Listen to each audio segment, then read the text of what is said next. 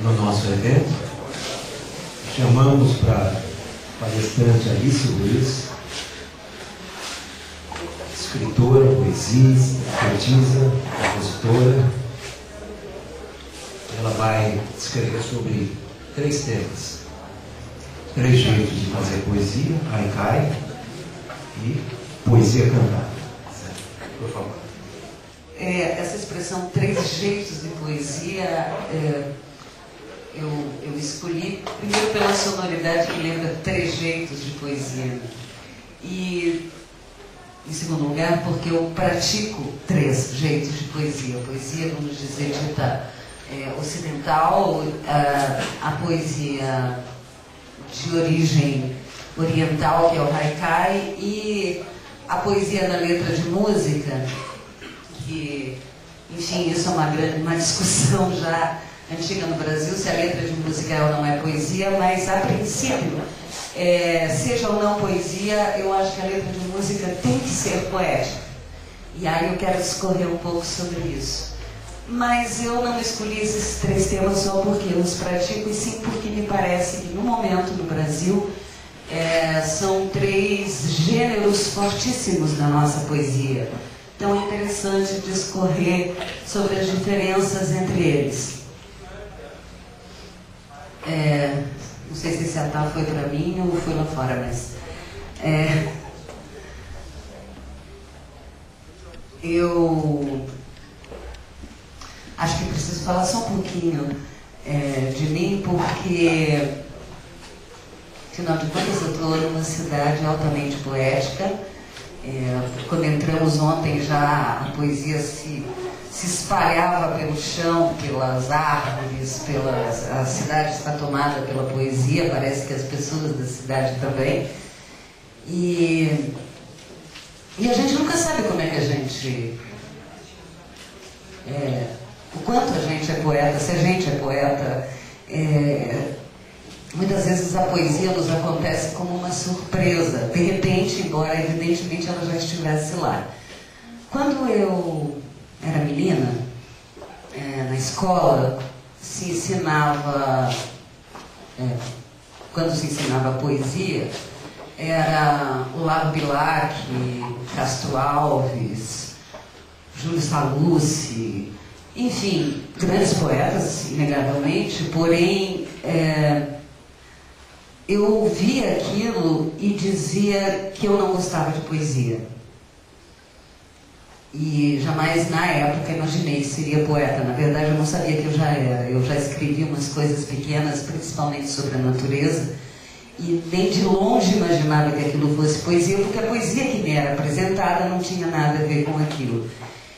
Eu acredito que isso mudou muito nas escolas, e pelo que eu andei sabendo da cidade, isso não acontece em 2 córregos. Mas no meu tempo de infância, a poesia que se apresentava era uma poesia clássica, tradicional, e com a qual era muito difícil a gente se identificar. Na verdade, era um desserviço que se prestava à poesia, porque a poesia, antes de mais nada, me parece que é a voz do absolutamente contemporâneo. A poesia é a que nos aponta para o movimento do pensamento e do sentimento de uma época. E, evidentemente, que não havia nenhuma empatia. E se alguma escola ainda se atém aos clássicos, ainda não ousa apresentar a poesia que se faz hoje, continua errando o público-alvo, porque o público-alvo, que é a criança, que é o adolescente, precisa ter essa empatia, precisa ter essa comunicação com a poesia absolutamente contemporânea. Mas esse é um problema que nós temos, não é só na escola, é um problema também das editoras. São poucas as editoras que investem em novos autores. As editoras partem do pressuposto que poesia não vende, e, portanto, só publicam os clássicos desconhecidos, e com isso ficam retardando o processo cultural poético. O interessante é que eu não sou tão velha assim.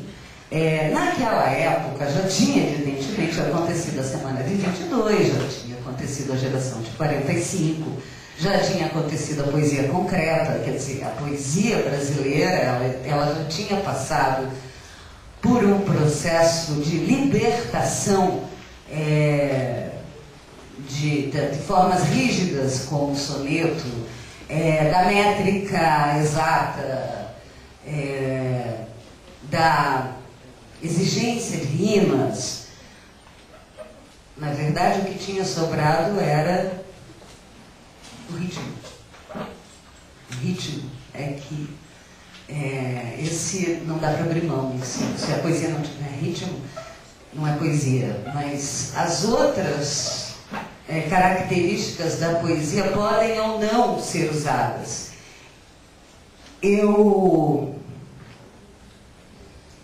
Depois de toda essa libertação, eu tenho pensado muito o que caracterizaria, então, a poesia.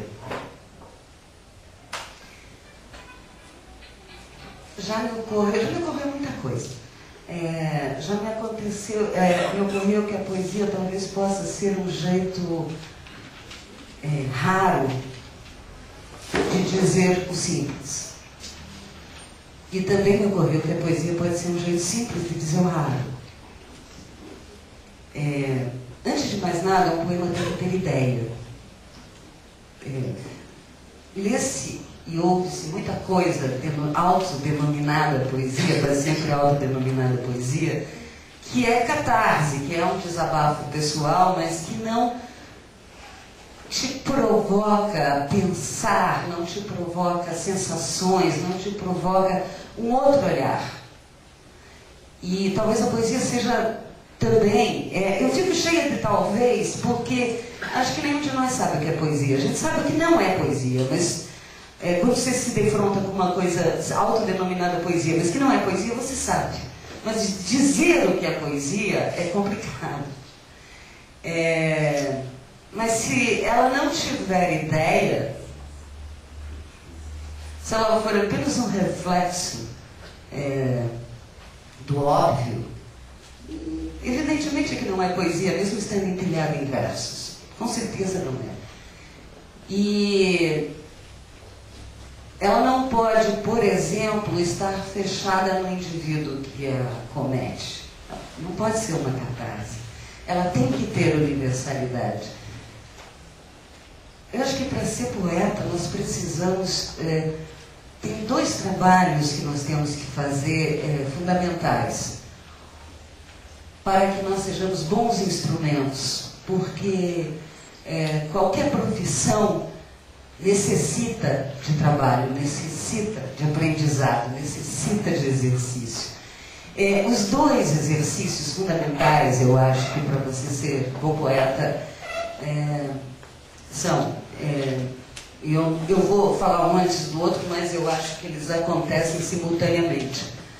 Eu acredito que, por um lado, você tem que conhecer muito profundamente o instrumento com o qual você trabalha, que é a palavra.